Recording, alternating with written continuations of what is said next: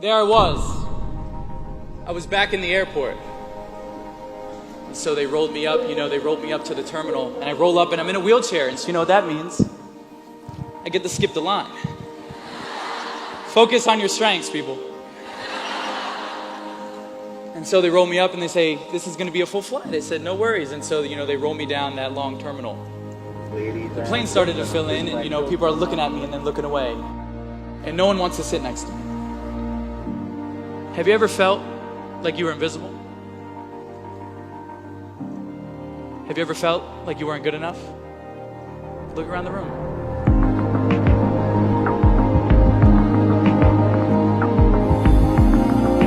When I was a young kid, I didn't realize this whole package I had going on. I thought I was just a normal kid living life, but other people let me know that I was different. And so there was a time, I was probably in 3rd grade, and it was a hot summer day. And I remember it was hot because when I jumped off onto the field, my butt cheeks were on fire. And so, I jump out of my wheelchair, we're about to play recess, and the kids are playing kickball. So I'm like, man, I'm gonna play kickball. And I remember, here I am, every game at that age is like the World Series. So I'm freaking out, I just scored. I'm waiting for someone to pour some water on me or Gatorade.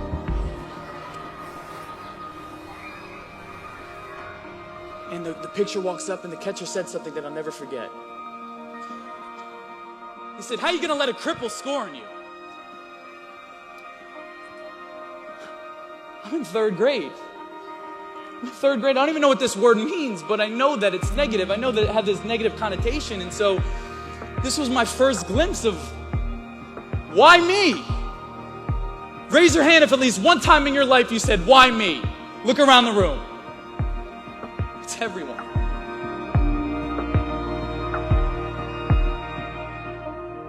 And so for me, I'm like, I just beat you fair and square. I don't even have legs and I beat you.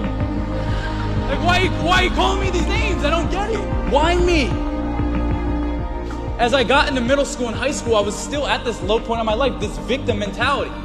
I was still asking myself, why do I have to be born like this? Why do I have to be born with no legs and one arm? Why do the kids have to make fun of me? Why do I have to go through these challenges? So I asked myself, Nick, what are you gonna do? What are you gonna do to get yourself out of this hole? And so sophomore year came around and my older brother was a wrestler. All my best friends were wrestlers, and I just thought wrestlers were the coolest thing in the world. I always looked up to wrestlers, and so, I thought about it. And I came into school one day, and my friends were like, Nick, you always tell people to try new things, get out of your comfort zone. Why don't you try wrestling? And I said, I can't, my arm. And what I mean by that is this arm, let me pull this guy, it looks like a potato. We call it the potato now, it used to look like a chicken wing. And so basically, this arm was about 5 inches longer than it is now. And my bone was growing faster than my skin. If I would have hit my arm hard enough, my bone would have came through my skin. And so I was thinking of a way how I could become a wrestler. And so I was like, all right, I'm going to figure this out. And so I came home one day. I'm sure my mom remembers this very clearly. I waited for both my parents to come home, and I sat them down and I said, Mom and Dad, I want to be a wrestler. My mom was like, oh no, Nick. God forbid, wrestling's the most physical sport. What are you going to do if your bone comes through your skin? What are you going to do then? I looked at them and I said, can we cut it off? They said, first off, Nick, the right word is amputate. You're so aggressive with your words. I said, all right, I'll use your vocabulary. Can we amputate my arm? And, my sophomore year, my parents went ahead and scheduled the appointment for me to amputate my arm. My parents didn't give me everything. They put my clothes in front of me and said, Nick, figure it out. In the most polite way. Or they put the food in front of me and they said, Nick, figure it out. I wasn't coddled. The biggest advantage I had by my parents raising me that way is my parents helped me exercise the muscle of falling on my face and getting back up. I remember how excited I went back to school. I looked at these people, I said, I'm going to become a wrestler. And then, people laughed. Nick, let's be real. Let's be real. How are you going to become an athlete, let alone a wrestler? You have no legs and one arm. But listen, in life, we're always going to have the outside noise, right? We're always going to have the outside noise, the haters, the naysayers, the people that tell us that our goals are too big, that we're not good enough, smart enough, pretty enough, whatever it may be. But we all have a choice.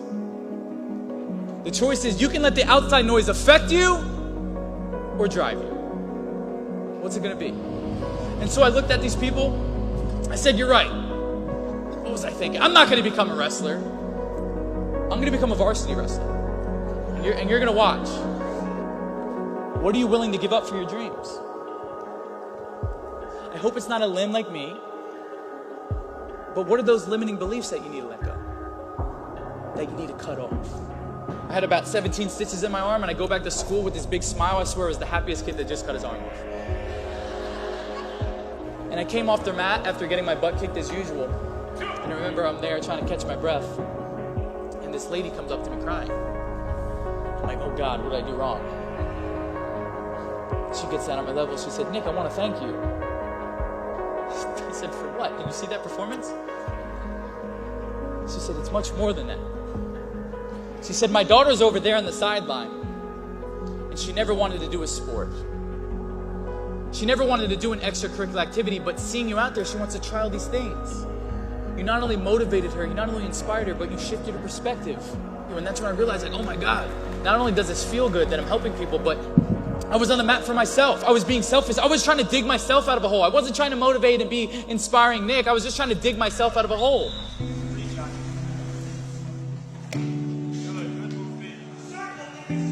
But I realized that the impact was much more than me. And I also realized that all the things that I thought were disgusting about me, all the things that I thought were negative about me, the disempowering things, turned out to be my biggest empowerments and my biggest influences. Where would I be if every single time someone said, you can't do that, I was like, you're right, and I bowed down? Where would you be if every single time someone told you you can't do something, you listened to them?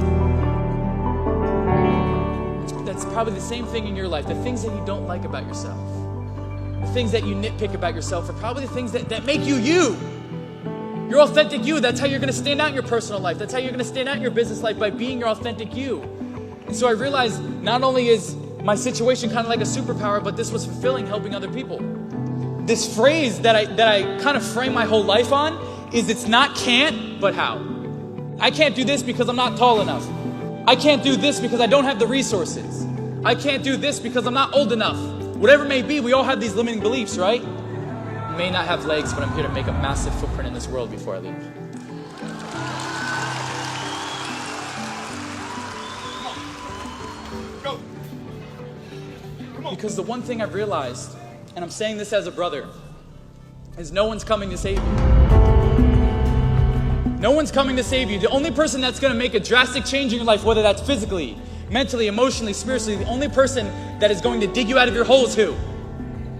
You.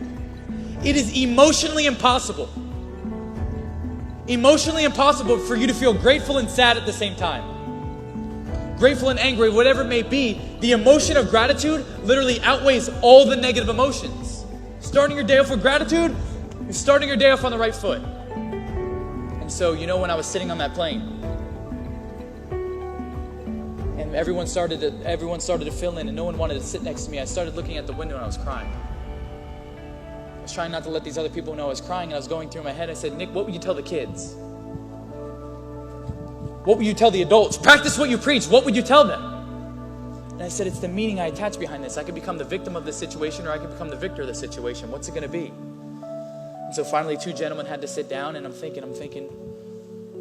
I finally realized it's a power of reframing. I said, I can sit here and cry all the way home. I can let this affect my day, my week, my month. Or Nick can celebrate the fact that he has the most legroom in this plane. In the snap of a finger, I took a situation that was disempowering, where Nick was literally crying on a plane, and I turned it into an empowering situation where I'm sitting here cracking up. I'm like, you guys pay a lot of money for this. It's all about the meaning you attach behind things. And the reason why it's so near dear in my heart, it saved my life. I love this quote by Nelson Mandela. Nelson Mandela says, I don't lose. I only win or learn. In life, there's only winning or learning. And once you realize that all your problems become gifts once you learn from them. We think all these things are bad, but in the grand scheme of life, they teach us something. Back to my one finger, there's always one thing that you can pull out of any negative situation, whether that is a different perspective, a different piece of knowledge, a different way to go about life, a different sense of gratitude. Whatever it may be, there's always one piece of good information that you can take from a loss and extract that good and turn it into a W. That's all I wanted people life. Life all deals us a deck of cards, right? You may think your deck of cards is amazing. You may think your deck of cards is mediocre. You may think your deck of cards is very bad.